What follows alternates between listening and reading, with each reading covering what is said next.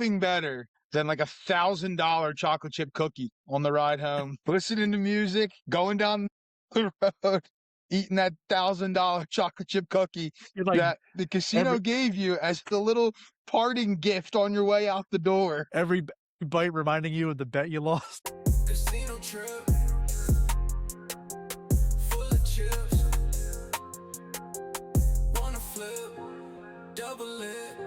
Welcome to the Full of Chips podcast, the only chips you'll never lose, where the stakes are high, the takes are bold, and the conversations are always full of chips. With your hosts, Chris the Dice Degen and Craig from Old Bay Craps, you're tuned in to Full of Chips, the podcast where we dive into our experiences gambling and stories straight from the casino floor. Whether you're a seasoned pro at the craps table or just curious what the buzz is about, you're in the right place. Each week, we break down the games, talk to the experts, and bring you tips that could tilt the odds in your favor. So grab your lucky charm, stack your chips, and let's roll into today's episode. Welcome, everybody, to episode 32 of the Full of Chips podcast, the only chips you'll never lose. I am Old Bay Craps, your host, but I can't do it alone. Here's my co-host, Chris the Dice Degen. Chris, how we doing tonight? We are doing. Well, always a loaded question. There's a very loaded question, but we are here and we're ready to talk some gambling and whatnot. How are you doing today? I'm all over the place, man. You know, last week I was like three different things all roll into one, and now I'm just like, there's a little bit of irritation added to it. You know, I'm not saying it drives me to drink. Maybe it's the podcast that drives me to drink, but here's my drink. What are you drinking? I am drinking something different tonight, actually. The Diet Coke is a staple. That's always in here. However, there's a new bourbon in here. Well, it's actually a blend, a whiskey and a bourbon, but it's from a Boy. distillery that I went to in Tennessee when I was down in Tennessee, Old Smoky. It's their Tennessee Man. Jury's still out. It's not bad. Not my favorite. By the end of this podcast, maybe we'll know if I like it better or not. I don't dislike it, but I don't love it. What are you drinking? Just like our top five. This is Tennessee honey whiskey with There a you little bit of go. Diet Coke. Perfect. Just a little bit of Diet Coke. Yeah, I think we've established that I make you drink. It's just I'm a terrible influence, and it's just gonna be the theme of every episode. Degen's a bad influence. Hey, you know what? Maybe we're coming out of the winter. I don't know, but the temperatures are like rising, and of course we're supposed to see like a 40-degree swing from Monday when it was snowing to Saturday when it's supposed to be 73 degrees. So I'm already in short sleeve shirts, man, because it's hot. There you So go. 50, Yeah, this 49 weather. degrees becomes hot when it's been -4 degrees for a month. Oh, 100%. I mean, I've been walking around outside in shorts, as if that's normal. I mean, I got shorts and a sweatshirt on, like literally. I was just outside taking the trash out not too long ago, and yeah, flip flops, shorts, sweatshirt. But yeah, this weather, something's got to do with this weather, because like the other day, couldn't go to the gym because it was literally ice everywhere. I wake up, I think it was Tuesday morning here. It was ice everywhere. My whole back deck was frozen. Everything was frozen. And yeah, now today it's like warm. And like you said, this weekend's gonna be like 70 degrees out. Like, I mean, this weather, man. I don't know what to do with it. Reminds me of, reminds me of women sometimes, but that's beside the point. I'm not even gonna go there. I'm not even gonna attempt to get into that. Yeah, you're well trained. I I'm will not. say I I'm am not trained enough yet. always I am always shocked of similarities in this podcast between the two of us. Like we just had the Tennessee drinks. We're both wearing our signature shirts for our channels. Yep. I'm like, what? Not planned. Not planned, by the way. Not Like planned at literally, all. you know what the funny part is, Craig? I know you've worn an OBC related shirt throughout like a couple episodes at least. This is the first time I've worn anything Degen related. Right. Well, I've Yeah, had my logo episode here. 32. I've had my logo here or here, so Yeah. I was like, DJ's got to get his logo up too. Yeah, eventually I'll put it Especially up. now that we're back doing videos. Yes. I got you can't see it. It's not on right now. It's behind me. I have a LED sign with my logo on it. Nice. Shout out to the wife. I am going to out myself because we're always true here at Full of Chips. And if you need to reach us, it's fullofchipspodcast@gmail.com. I put out a video earlier in the week, and I want to shout out Waylon. Thank you, Waylon.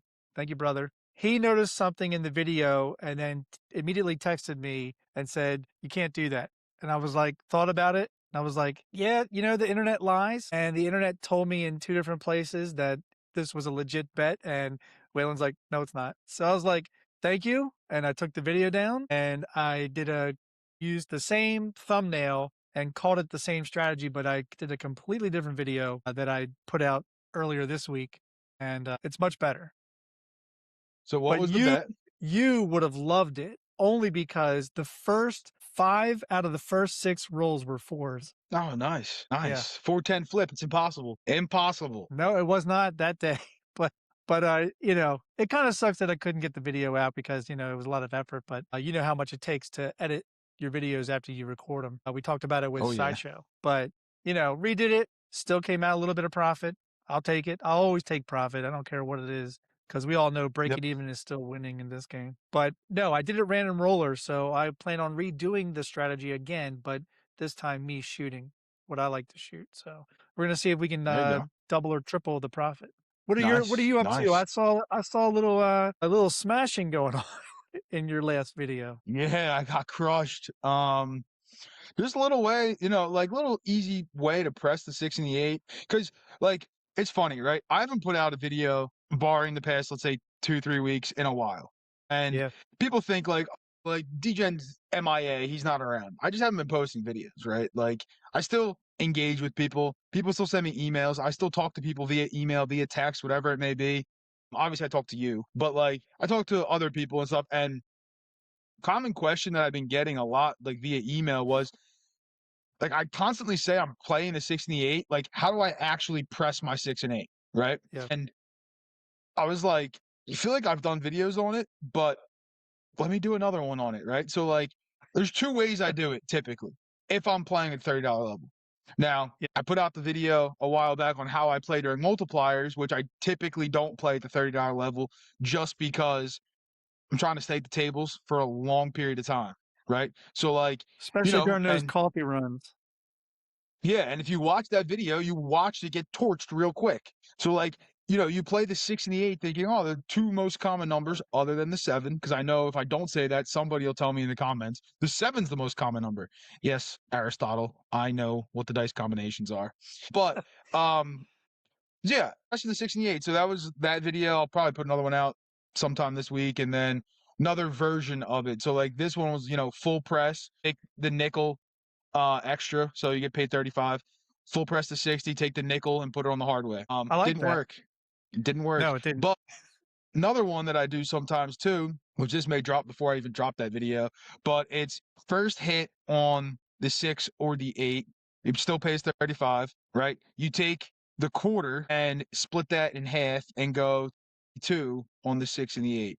And you could take the 11 back to the rack, or what I typically do, take the 10, hard 6, hard 8, dollar back to the rack to pay for the 50 to 1 on that next hit on the 6 or the 8. 2 easy ways, get you out of the hand, and you're fine. No, I mean, I am a fan of the 36, 30 on the 8, 30 on the 6, one hit, drop $1, go down to 18 on each, and you're only invested $1. I mean, Yeah, that's one of the best ones because you're normally spending dollars on the dealers anyway. Like that's nothing, oh yeah, Now, obviously, if I have a larger bankroll, which is rare for me, but when I do like to just go ahead and start at 18, drop 3, go to 42. That's a favorite. And it's only recently in the probably that April last year was the first time that I ever started 18, dropped 3, went to 42, collected 50, and then went to 90.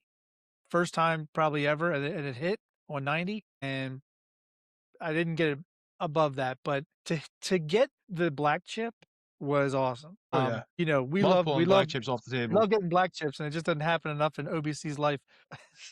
It was pretty cool. No, I do love if it's casual, and we've talked about going casual. If we go casual, it's a 36 and 8, and it's a drop 30 pays 35, drop $1, go down to 18 each. You only have $1 invested. It's awesome. For sure. And when I'm playing, right, too, I like the 110 insides. Like, yes, $30 in the 6 and 8, but I also have a quarter on the 5 and 9. And I'll typically take 2 hits, drop down to 66 and, go from there. Right. pretty simple, pretty easy. It is what it is.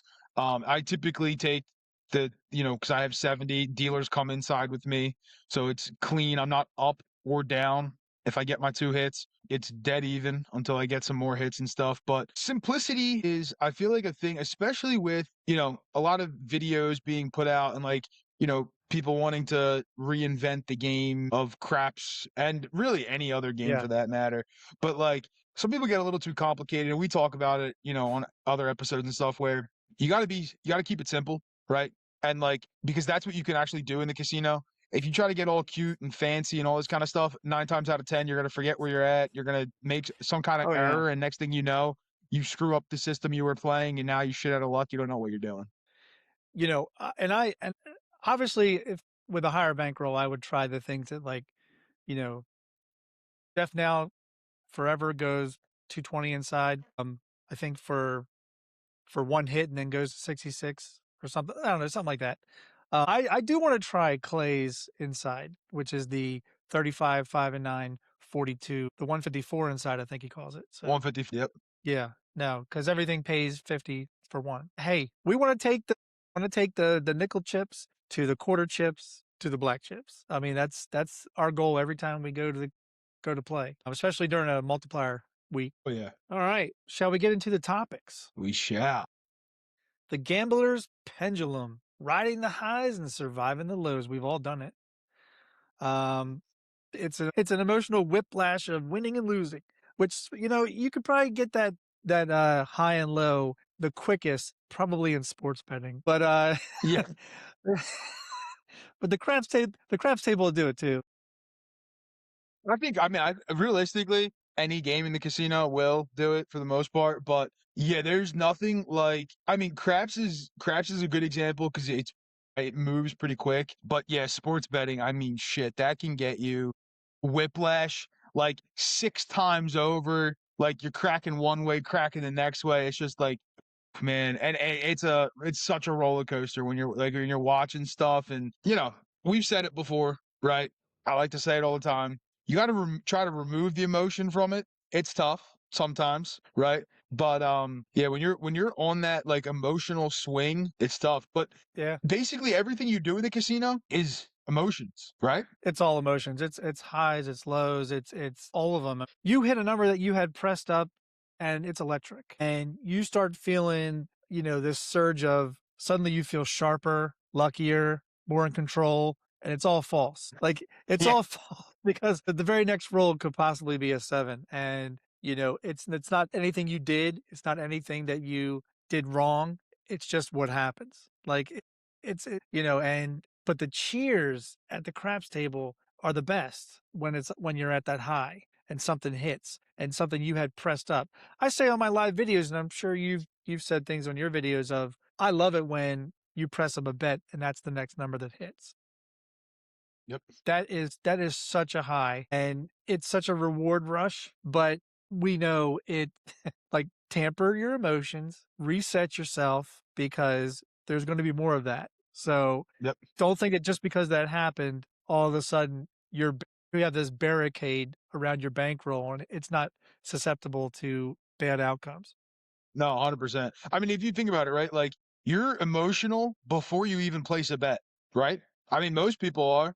And if you're not, I don't know. I'm not saying you're going to be, jumping for joy walking to the casino, right? But you have that anticipation of realistically optimism, right? Tonight or today could be the day, could be the night, right? Yep. You're confident when you walk in because the possibility of winning is just going off in your head, right? The problem is that sometimes, like you mentioned, that overconfidence kicks in as soon as you hit a bet right when you walk in or whatever it may be, right? But you're riding the emotions basically when you decide I'm going to the casino. Well, think about it. You go to the table and you play 66 inside and it hits and you're like, great. But your plan going to the casino was, if it hit, to press by a unit or to double the unit. What you did was you were in such a high that you power pressed it for no reason. There was no indicator before or after that shooter that told you that was a good move. But you do it because you're on that high and you're like, there's always that everybody wants it to be a hot hand, but it's not, majority of the time, not a hot hand. And the thrill of winning can just really grab your emotions and make you do things that you did not plan on doing. And, but that's where that emotional crash that follows, right? That's where Oh yeah. that, it's just that crash after that win or that winning bet can be worse than the climb. But you're right. That anticipation before you or right when you're about to make that bet, or everybody gets a little bit of energy right when you drop your cash and they push you the chips. You're like, all Yep. right, baby, here we go. We're gonna launch it into our rack. Here just put it in our rail. We got everything situated. We got spacers and we got everything set, and I'm ready to go. And let's get out that first roll. That first roll could take 10 minutes. Yep. Because why? Especially in Because Atlantic City. especially on a Friday night at a local casino when it's hard to find a spot. Yep. So that means that roll's not happening because 8 other people just cashed in for their chips and they have to get everybody situated before that first roll. So you're all the first one that got your chips and you have 7 other people to wait through. And now your energy is dissipated a little bit. And so you need that next high. And that next high is going to be that bet you made that hits. But also, where does most of the emotion probably happen? In the prop section. Because when those hit, my experience, anytime prop section hits, it's always bigger than box hits. Oh yeah. Like, and I think you and I now, well, more me now, you probably a few years, we treat box bets like a program, like a plan. It's systematic. We don't really unless we're able to get to a point where there's been 6 sixes and you've got it up to your your 240 and it hits. I can see DGen going off the rails, high-fiving fucking strangers and all, but Be a little bit. but other than that, you would agree that box bets are just part of the machine, part of what the reason why you went, why you wanted to bet, why you wanted to play craps. But when you make that prop bet, like I'll give another example. We talked about it, the Tropicana with Jeff and you and me and that guy that was a Golden Touch shooter. Where was all the excitement happening? Every time he threw a horn. When he threw 6 ace deuces in a row, we were hooting and hollering like nobody's business, right? Yep. When he hit a box number, it was like crickets. Yeah. I mean, that's how it is. And you made a really good point with like the prop area too, right? Because I was just thinking about it where like I'm going to rewind back to what you were even saying too about just like the anticipation, right? Everybody goes into a craps shooter's session, right? Each craps shooter hoping for the long hand, right? Now, the more experienced you get, you learn that not every hand is going to be a long hand. So you're playing more of the short game with the hopes of a long hand. Most novice players and most new players to the game instantly are going for that long roll, not even thinking, oh shit, like a 7 could come right now, right? They're always looking for the long roll, and you can tell that they're always looking for the long roll, right? Barely collecting, always pressing, betting on, the props, like you said. And the props are what get people, right? You made a mention of it. If I hit 6 sixes, whatever it may be. Think about it this way too. When you're the shooter, right? Or when you're even playing at a table and somebody's having a good hand. Let's say you've hit 5 or 6 sixes, right? What's the few people at the other end of the table begging for? Let's say 6 is your point. What are they begging for?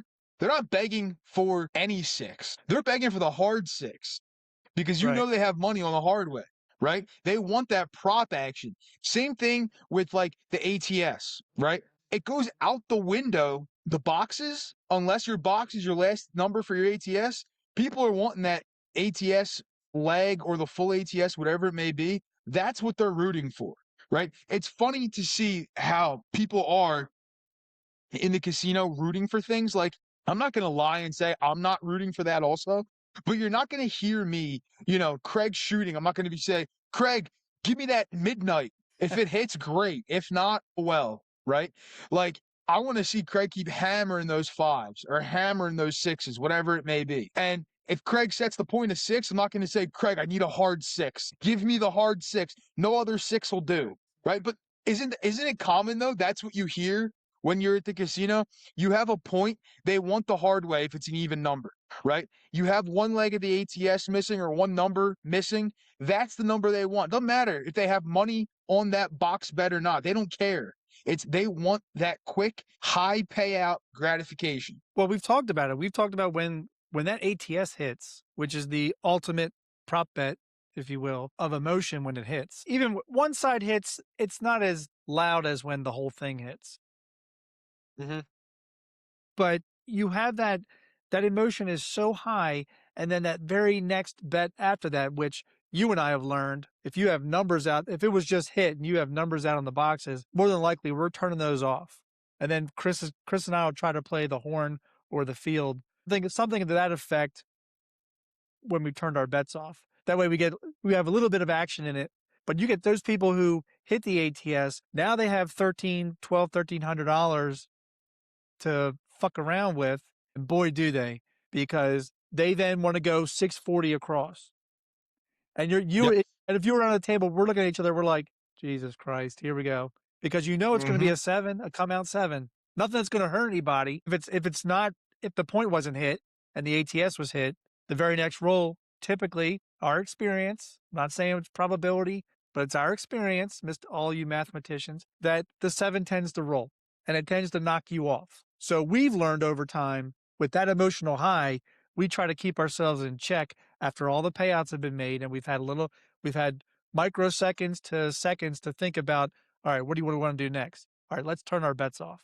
And then you don't have to experience that loss. Losing $100 hurts. Okay. Losing $100 hurts more than wins feel rewarding. It is such a sinking feeling to have hit the ATS. And let's say you were 160 across and a 7 rolls and you're like 30 seconds ago, you were hooting and hollering at the casino. Every single table in the casino heard our table. And then all of a sudden, the big groan happens with the 7. Yep. But for people who do that, who we've talked about it before, you play stupid when you have an excess of money. And so somebody who wasn't expecting to hit the ATS hits it, and now they have an excess of money. And they start doing stupid betting. They start going aggressive. They're like, give me $100 horn out of fucking nowhere when they've been playing a $5 C&E the entire time. And so what do? They start chasing that loss after the high. So they have the high, they have the low right afterwards with that 7 out, and then they're starting to chase it. And where do they chase it? In the fucking prop section. Yep. No, I mean, great point there, right? And it's funny how one shooter can have a rush of emotions that just encompass an entire session, right? Because you go from excitement, almost like euphoria, to then now we're frustrated. We're, we're not sure what to do. We're unsure of ourselves. We have doubts, whatever it may be. And then, like you said, right, we chase. Here comes the tilt, right? They're going on tilt. Why? Because they're chasing to get back to where they were or get that rush back, right? And it's funny because, like I said, right, this could happen on one shooter, but it could also just be a microcosm of your entire weekend, your night, whatever it may be. It might be highs, lows, and that's why it's the whiplash, right? Because you go from extreme high to now you're low, and then God forbid, you get a little streak of losses coming. You almost turn numb for some people, right? Because you don't know, like you just can't do anything right, it seems like. And then all of a sudden, you get back on the high again, and you go back low. It's just a roller coaster. That's what it is. Well, I mean, not to equate it to drugs, but, that's what a heroin addict, I mean, that's how they get, it's so addicting is because all they're doing is chasing that high. And it's never going to be as good as that first high, Now, the difference in craps is, yes, you can have another session where you can have a higher high. Maybe you just hit the tall in the first session or a coffee run and you kind of broke even or came out a little bit ahead. And then the second session is when back-to-back ATSs happen. And now you really have a high. But you have to, after those and the lows, and when the lows come, you have to learn how to survive those lows without losing yourself. And then all of a sudden you're going home with empty pockets. Believe me, I've been on trips to AC and have left with nothing. It happens. I had that high and that low just last April. I don't want to ever go through that again. But what's going to get me to not do that again? I've learned discipline since. I've learned what I want to play and how I want to play, and it's becoming systematic. Same thing we talk about with Blackjack. It's our get right game because it's systematic and it just keeps us even. But you have to survive those lows. How do you do that? We've talked about it.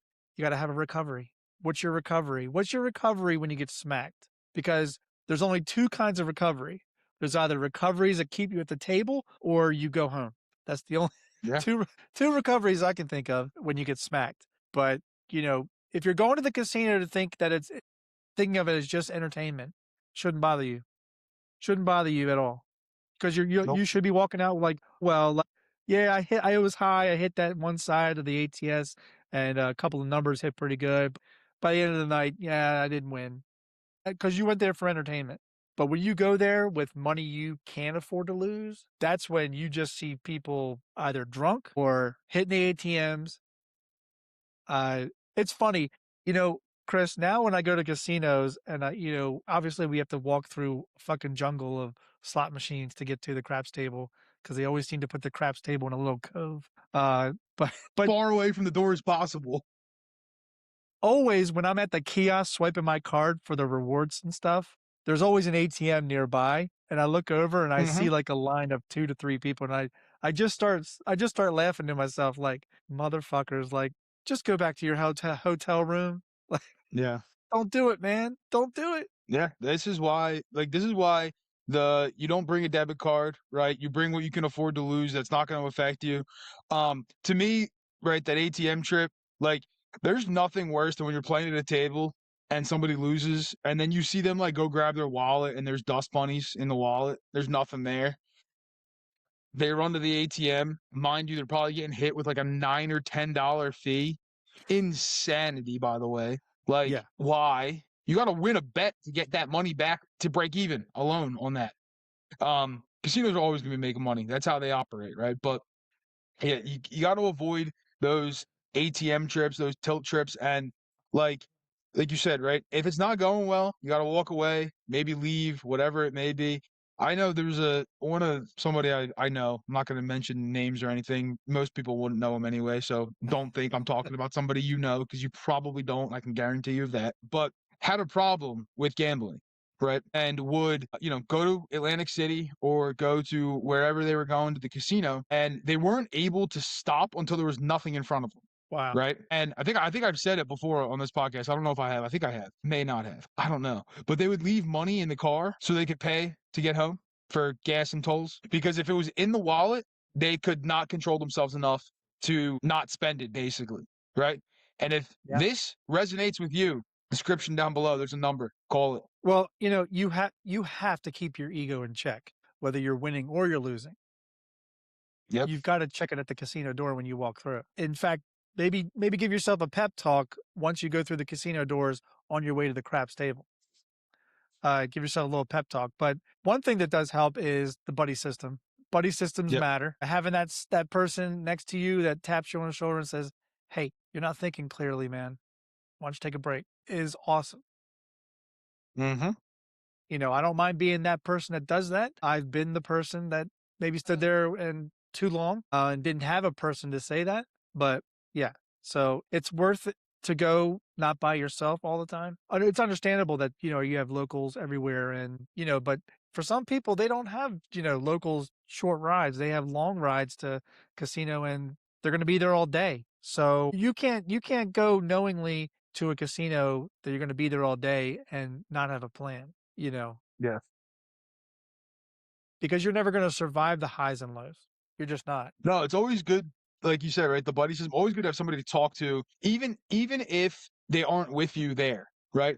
Call somebody, text them, whatever it may be. One, because it's going to get you away from the table, right? Even if you're doing well, right? Step away for a little bit, take a break, try not to give back what you have won, right?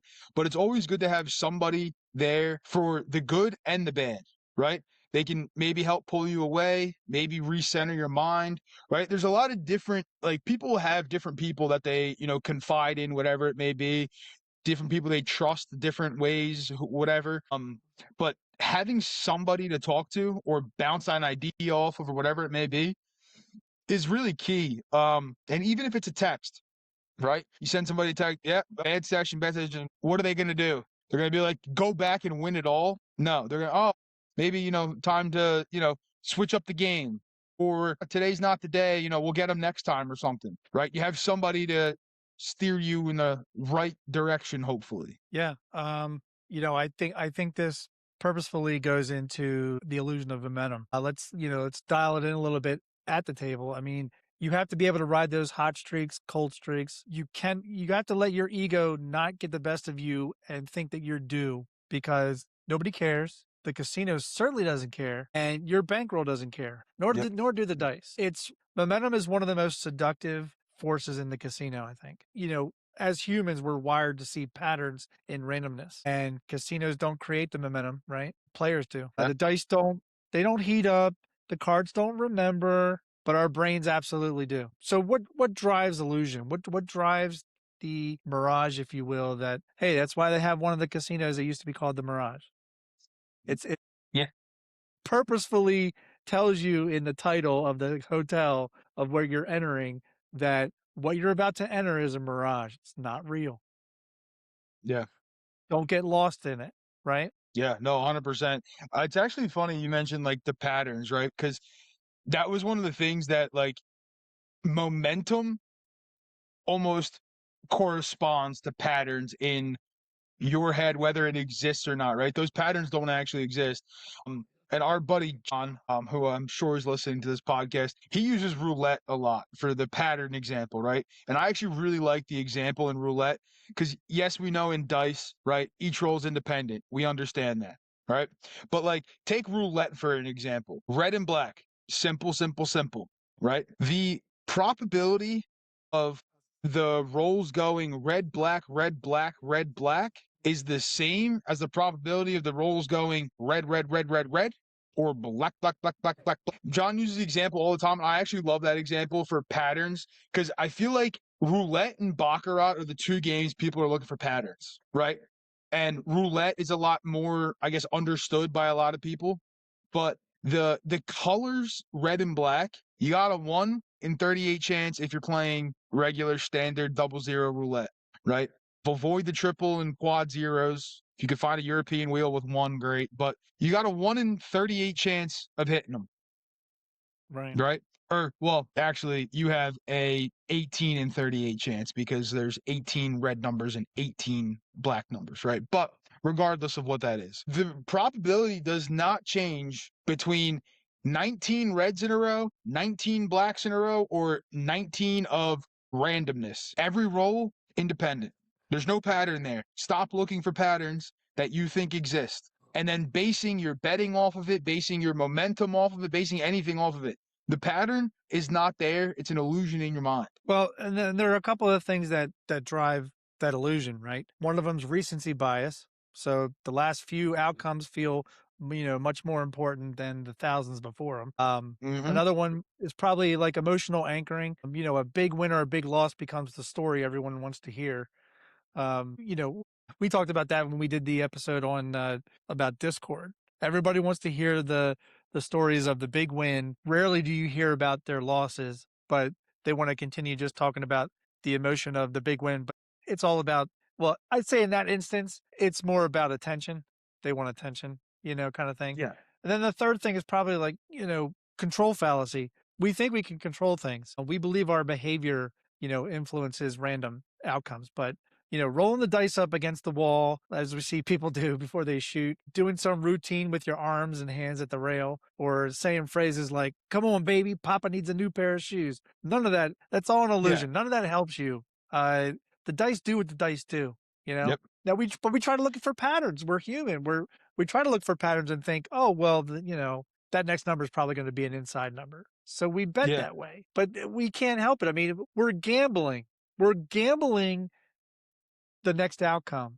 We're gambling that the next outcome is going to be X or the next outcome is going to be Y. And, you could say we're chasing that outcome, which is different than chasing losses, but totally different concepts. But, that's what we do. And that's we have no control over how the dice react. You would literally have to know every single physicality physics of every single thing from the time the dice, you gripped them, held them, pressed on them, released them, saw the toss, the arc, the angle, where they landed, did they hit the back wall, where did they go, were they kissing? Like, it's too much. It's too much data that we can't analyze that quickly, Well, that, and then what are you going to measure their grip strength on the dice? Like, how hard are they pressing on the dice? What was the like? Are you going to time their swing every single time, like the arm swing, to see is it the same? And you can't time that by the second. You got to go by the millisecond on that one. Like there's like you said, right? If you can't quantify the physics of that because there's too many factors that go into it. That one, most of them are unquantifiable, right? Yeah. And two, like even if you think you can quantify everything, right? I like this example of the mechanical arm, right? That professors have done studies on, online casinos are using, right? They're using that. Well, Yeah. are the dice sitting in there the same way every single time? Who knows? Do the dice lose weight over time because they're being thrown so much and they have a chip in them? Right. Right? Does the barometric pressure in the room change because it's raining outside?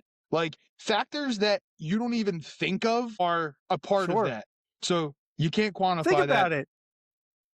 Think about it. Do they have the air conditioner on? Is it summertime? Yeah. Are the dice sticking? Is it Mm-hmm. cold? All of it is a factor that you can't quantify in what's happening. You just have to gamble what you think the outcome is going to be. Yeah. And you can't, we've said it before, we're going to continue to say it, you can't think things are due, right? Nothing is ever due. We've said it a million times. Roulette example, right? 7 reds in a row. Black is not due. It's not due. Okay. You may think it's due. That's where the illusion of that pattern comes in. Same thing in craps, right? Shooters having a good roll. Or let's say, there's been a few shooters, but nobody's rolled an 8 in 20 something tosses. In the law of large numbers, sure, the 8 is underperforming and it could be quote unquote due. The problem is the casino is built on the law of large numbers. You are playing in a small facet of time, right? You're going to see wild variance in that time. Take, for example, Craig's latest, or not your latest YouTube video, but the one before that, right? You threw 9 8s in one hand, right? My last video was 54 rolls, 2 8s the entire time. Of course, I'm betting on the 8, right? But that's beside the point. If you live in the world of the 8 is due, and you go to the world of large numbers, right, in the law of large numbers, you would expect in 54 rolls to see approximately 7, 8 8s, right? If you want to get down to the math of it, 6, more than 6. It's going to be 7, 7.5, 8 8s, right? If you do the math on it, that's where it should be. There was 2 of them.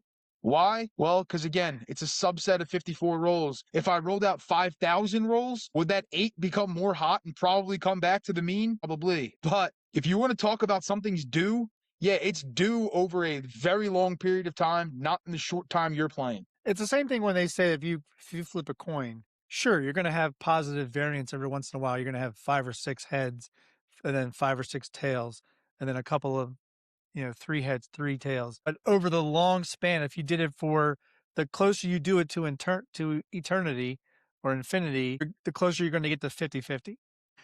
But it's that positive variance that we hang our hat on because we think randomness is swinging our way for a bit. But think about it. If you have a full craps table, right? Just because something affected or something positive happened, not everybody is playing the same exact thing that you're playing on the craps table. You have True. 8 people playing 8 completely different ways or some variance of another person next to them. So when something good happens, it is not affecting 100% of the table. I find that very interesting because it kind of goes with that highs and lows. You're going to have people who are cheering because of the positive variance and what happened and maybe you had a streak of inside numbers. But that guy on the end who's betting the 4 and 10 hasn't seen one yet and may not see one the entire shooter or the entire session. We don't know. I mean, Chris just pointed out in his video, 54 rolls, 2 8s. The third most common number, if you want to put 6 and 8 as number 2A and 2B, behind Big Red. But I find that very interesting. And I know that we're kind of math people, Chris, but we're not to the extent being mathletes. No. But to think about just that kind of thing, like just analyzing it that way, like not everybody gets a piece of the positive thing that happens, is what I'm trying to say. Yep. It's an interesting thing, though, momentum. We see it in sports all the time, Oh, yeah. and we've talked to plenty of people who think momentum is just a fake thing. And I always come back to this. If you think it's a fake thing, then please, please, please mathematically explain love. Because everybody Mic says drop from Craig. the heart wants what the heart wants. Argue it. I can't. I know that for a fact. So as we've said, right, and we've demonstrated pretty much, you can't control the momentum, right? It's out of your control. The one thing you can control, though, Craig, you know what the one thing you can control is? I think I know what the one thing you can control. It's your emotions. You can control those. You can.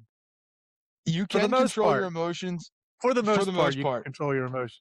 Yeah, I little guarantee asterisks next to that. I guarantee you there are things that even in personal in life that if they happen, you may not control your emotions. Oh, 100%. Yeah. Yeah. But you can, like, gambling, right? You should be able to control those emotions, let's say, Right. and avoid those highs and lows that we know everybody's going to happen. It's going to happen to all of us. Craig's had it happen to him. I've had it happen to me, believe me, multiple times, probably more times than I'd like to admit. But you got to make sure, keep control of what you can control and let what you cannot control. Don't worry about it because you can't control it. Craig, do you know what we can control? I think we can control the top 5. The top 5.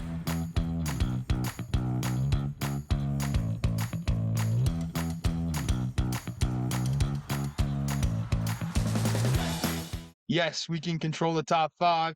And the top 5 today is the top 5 moments every gambler knows too well. All right, Craig, kick us off. Number 5. All right, number 5 moment every gambler knows too well. The one roll too late realization. That moment when you finally put chips on the number, whether you were hesitating or whether you just were like, I think it's due. The table immediately rolls a number you would have hit big on last time. You just decided not to do it, and it's the universe. It's the universal gambler's groan, where the cosmos is whispering, "Timing is a prank, not a science." There you go. I like that one. My number 5 is that early win that sets you up for failure. How many times have we you get in there, get into the casino, you start off with a win, and then you think doing well, end of the day, end of the session. No, that win was the only win you saw all damn day. And Or all week. all week, all whatever. You get that one early win, and then it's like, I mean, you couldn't hit, a barn if it was in front of you with a ball. Like it's insane. But that's my number 5. Craig, number 4. Number 4 kind of goes with one of the times where you and Jeff had talked about it. I think when we interviewed Jeff about you guys walking away from a cold table, right? So my number 4 is the phantom big win that never was. You walk away from a cold table only to hear the entire casino erupt 30 seconds later.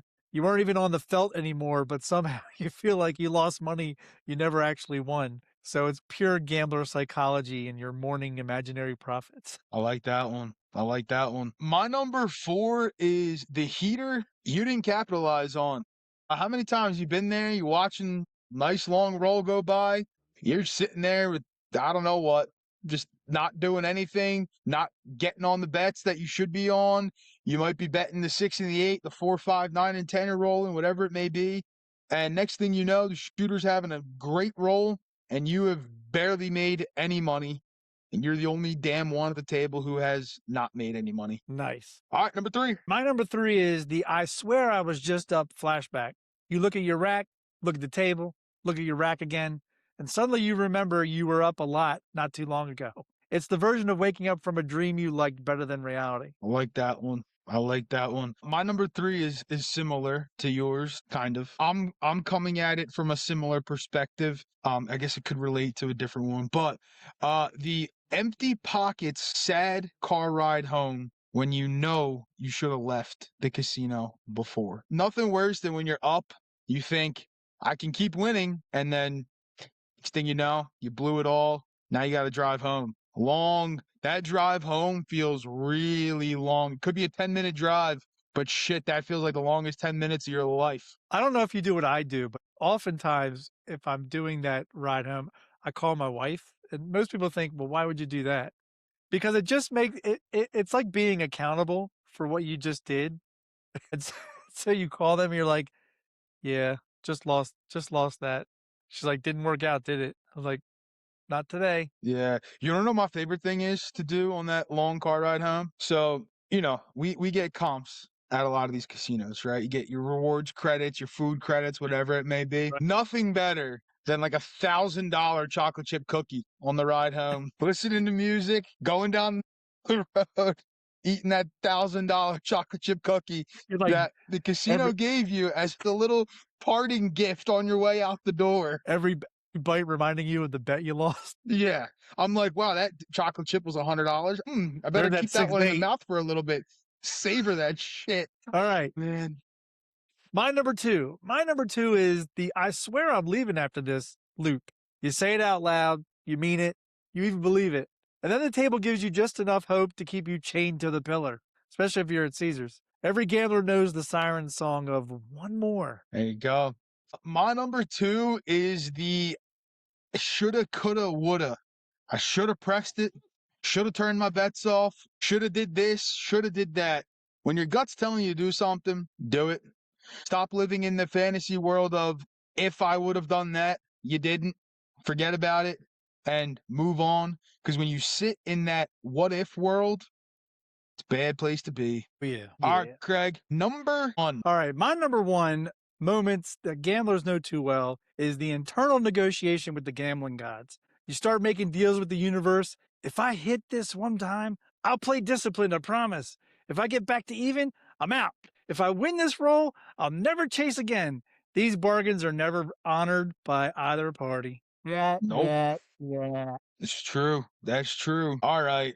My number one, and it's fitting it's number one, is one more roll, one more hand, one more spin. That good old one more usually costs you more than you would like it to. You lose the hand, you lose double what you would have lost. You lose when you said you were going to stop. You ignore your exit plan and you go for that one more, whatever it may be. What are you doing? What are you doing is the question. All right, Craig, time for our tip of the episode. And our tip All of the right, episode tonight is it kind of just rolls in. The tip of the episode: don't let one session moment rewrite the whole night. A single moment, one heater, one brutal loss, one miracle roll, one misplayed hand doesn't define the whole night. But gamblers often let that moment rewrite the narrative.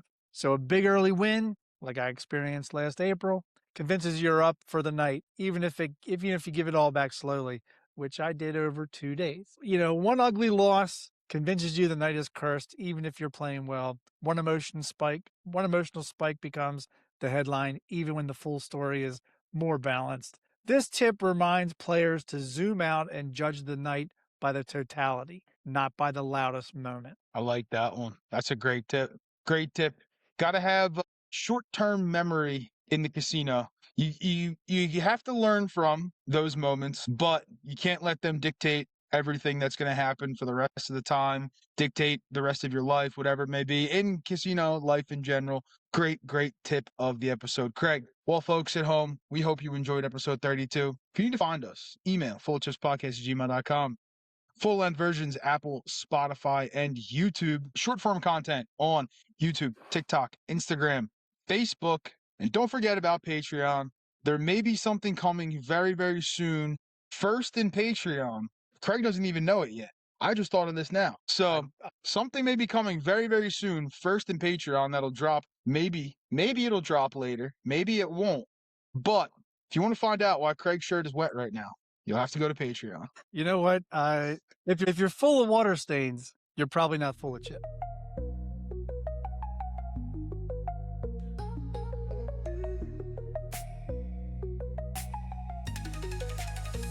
On the